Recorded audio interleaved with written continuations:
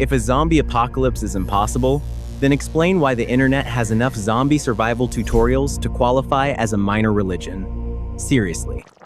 There are people out there who can't cook pasta without summoning the smoke alarm, but they've watched 18 videos on how to clear a hallway with a crowbar like they're auditioning for a low-budget action movie.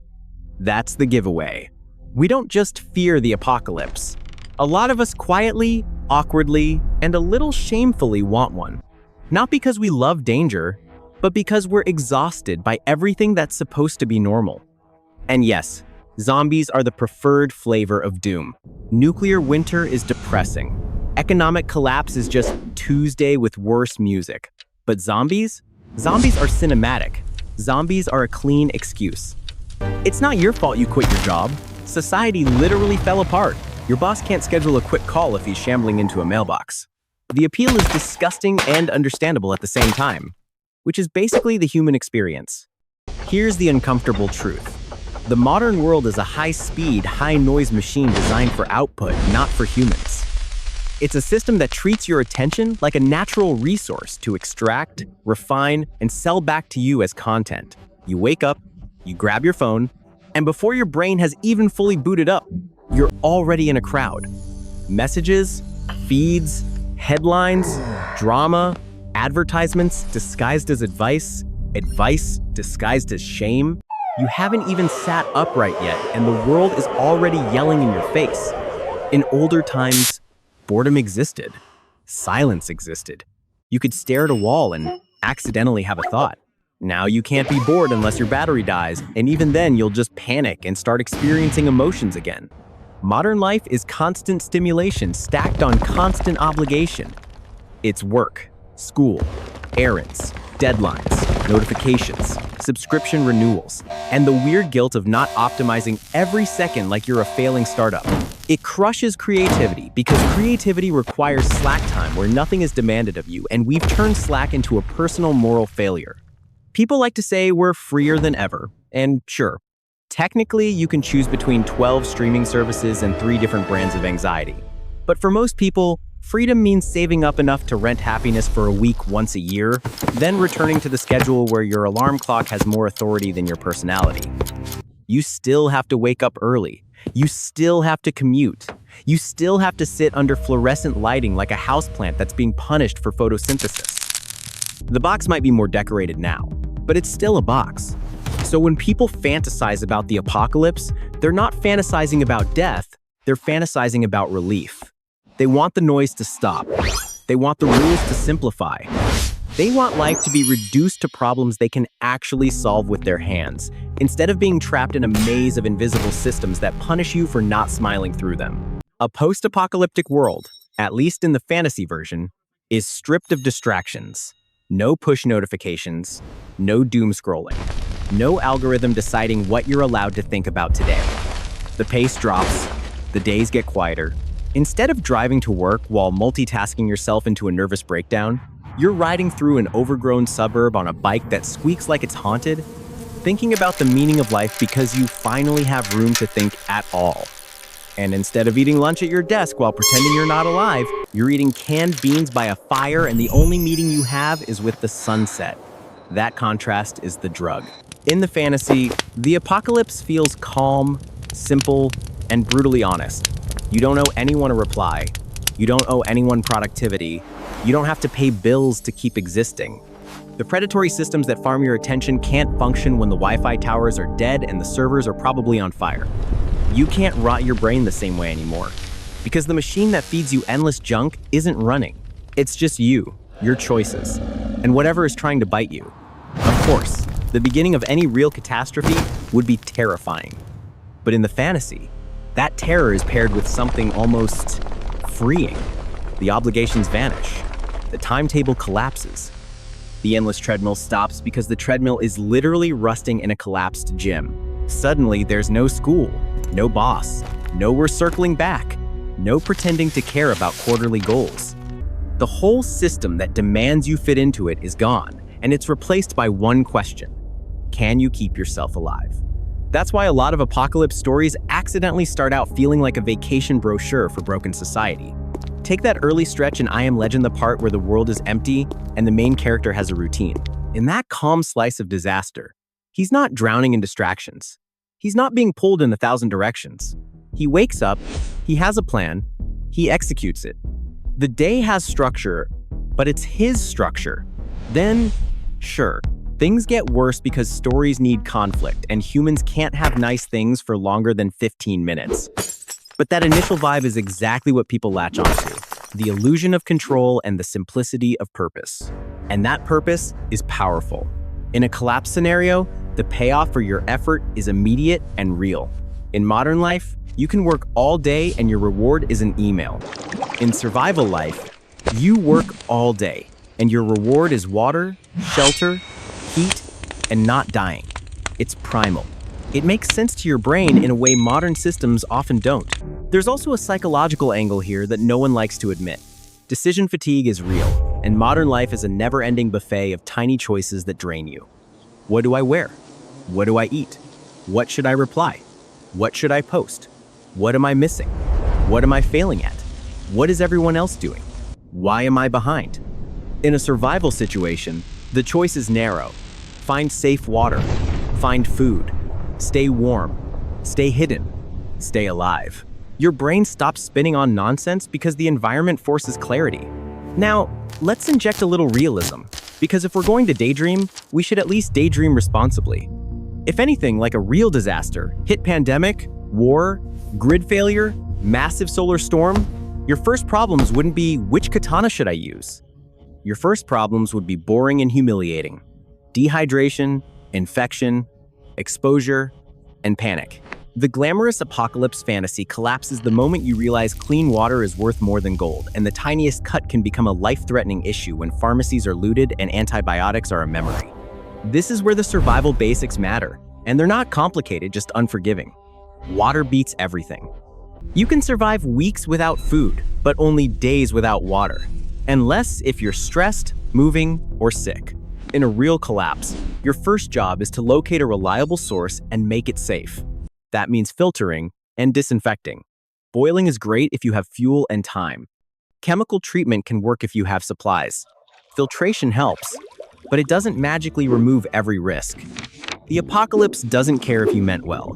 It cares if you drank pond water and spent the next 3 days losing an argument with your own stomach. Shelter is the next quiet killer. People imagine heroic scavenging missions, but the weather will humble you faster than any monster. Too cold, too hot, too wet, and your judgment falls apart. And once your judgment falls apart, you make mistakes. Mistakes are how people get hurt even when nothing is chasing them. Then there's safety, which in the fantasy is always zombies, but in reality is usually other people. The scary part of law and order disappearing isn't the freedom, it's the uncertainty. Without predictable rules, every interaction becomes a risk assessment. That's why the apocalypse looks appealing from a distance: no bills, no boss, no school. But up close, it comes with the constant low-grade tension of never fully knowing what someone else might do. Still, even with all that, the fantasy persists because the post-apocalyptic world represents a return to a hunter-gatherer rhythm. Not literally hunting deer in a forest. Sometimes it's hunting batteries, canned food, medicine, or the last functional solar charger in a 5-mile radius. Scavenging becomes foraging, with extra steps and more tetanus. Your career is now competence. Your status is now usefulness. Nobody cares about your resume when you can repair a water filter, start a fire in the rain, and keep people calm when things get loud. And here's where the satire gets sharp. In modern society, some people have built entire identities around being seen, doing things, rather than actually doing them. So what happens in the apocalypse when your job is content creator? Imagine a TikToker trying to film an inspirational day 12 of surviving the undead montage while their phone dies and they realize ring lights don't purify water. The apocalypse is the most aggressive unsubscribe button ever invented. The dream version of collapse is simple. No more grinding, no more pretending, no more distraction, just life reduced to meaning. But even the people who secretly crave that simplicity usually don't want the real price tag. Because the truth is, most of us would struggle. especially the ones whose survival skill set is excel in sending polite follow-ups, that doesn't mean they're worthless. It means the modern world specializes us into narrow roles, and collapse punishes narrowness. And that's why it stays a fantasy. It's not that people want to suffer. It's that people want permission to stop. They want the world to force a slower life on them, because choosing it inside the current system takes effort, courage, and sacrifice. And a lot of people are too drained to fight the machine while living inside it.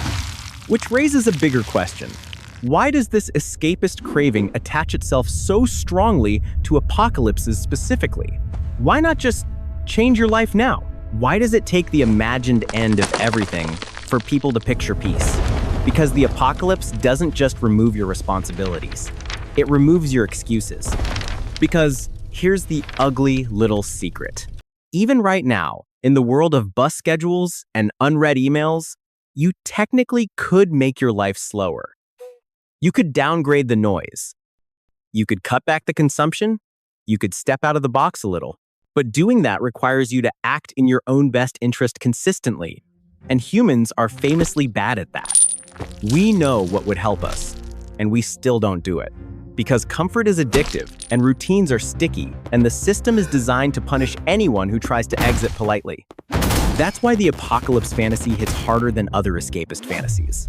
Time travel is flashy, but it doesn't solve the core problem. You still have you.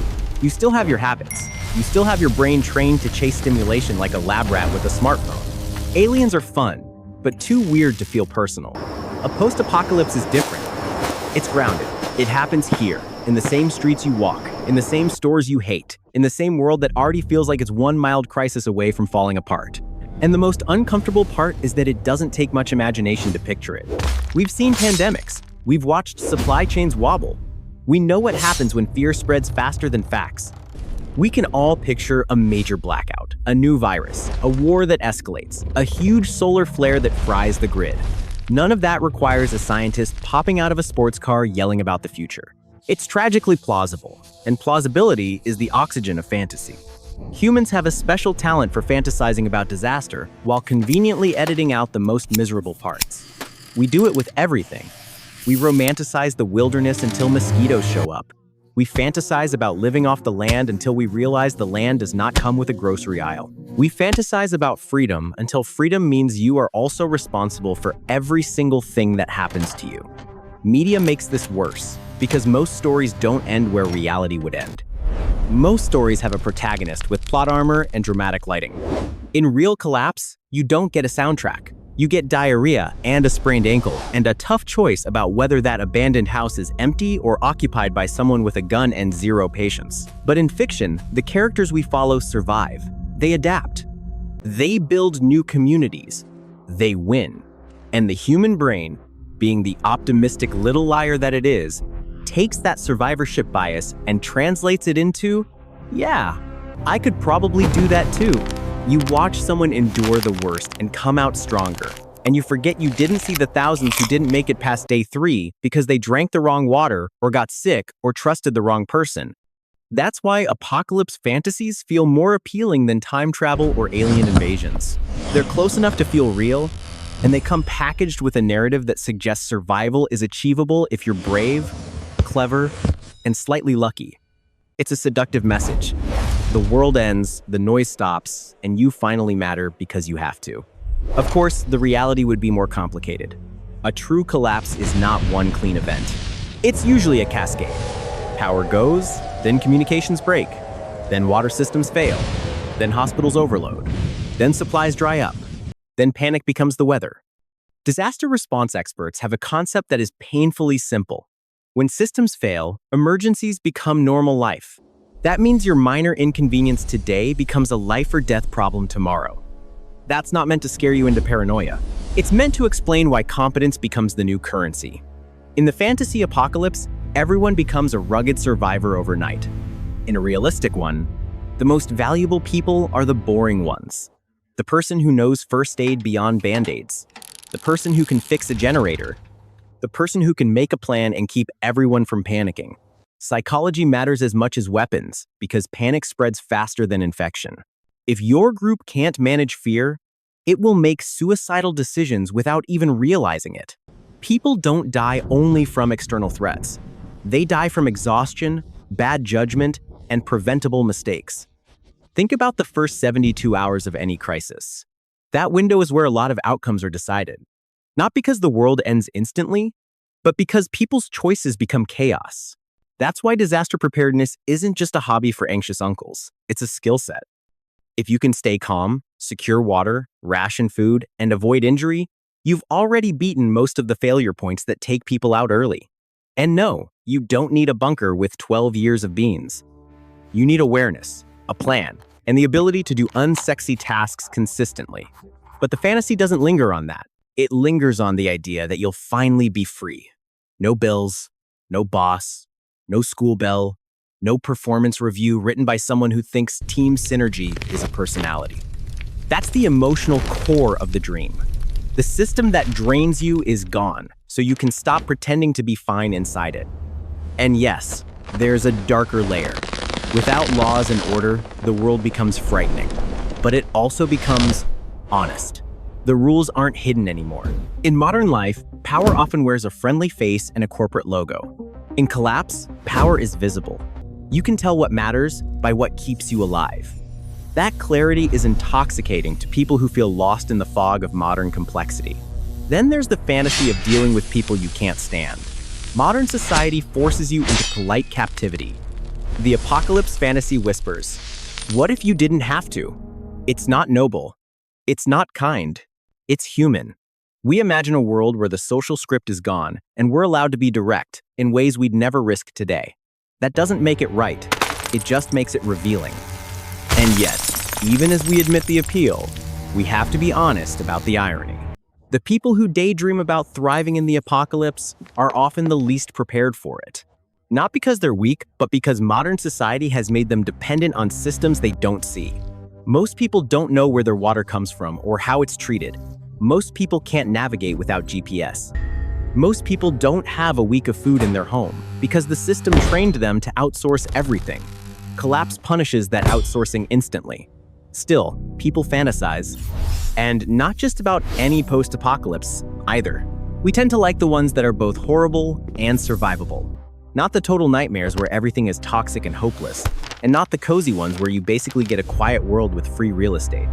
The sweet spot is where life is harsh, but meaning is possible. Where danger exists, but so does routine. Where you suffer, but you're not useless. That's why zombie stories keep winning. Zombies are the perfect catalyst because they're terrifying enough to justify the collapse, but simple enough to make the world comprehensible. Zombies don't negotiate. Zombies don't file paperwork.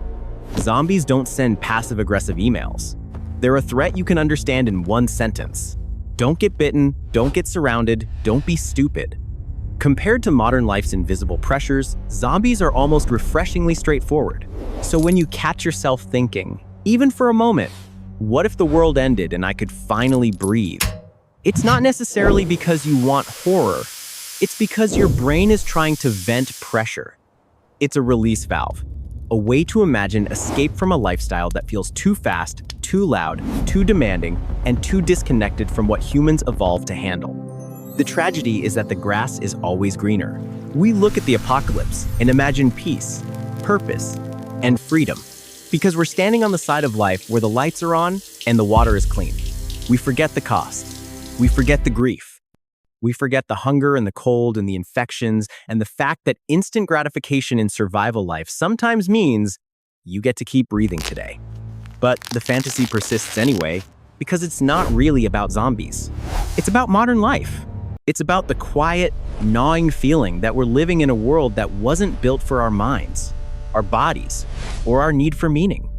It's about wanting simplicity, wanting presence, wanting a life where what you do matters immediately. And the most darkly comedic part is that we don't need zombies to start practicing what we claim we want. We don't need collapse to learn skills, build resilience, reduce distractions, and reconnect with what makes us feel real. We just like the idea of being forced into it, because being forced means we don't have to take responsibility for choosing it. So yes, a zombie apocalypse is objectively terrible. No sane person should wish for it. But the fact that so many people secretly daydream about it tells you something. Not about zombies, about us. About the pressure we live under, the emptiness we try to fill with noise, and the deep craving for a life that feels honest again. Because if your biggest fantasy is that the world ends so you can finally feel alive, that's not a zombie problem. That's a modern society problem.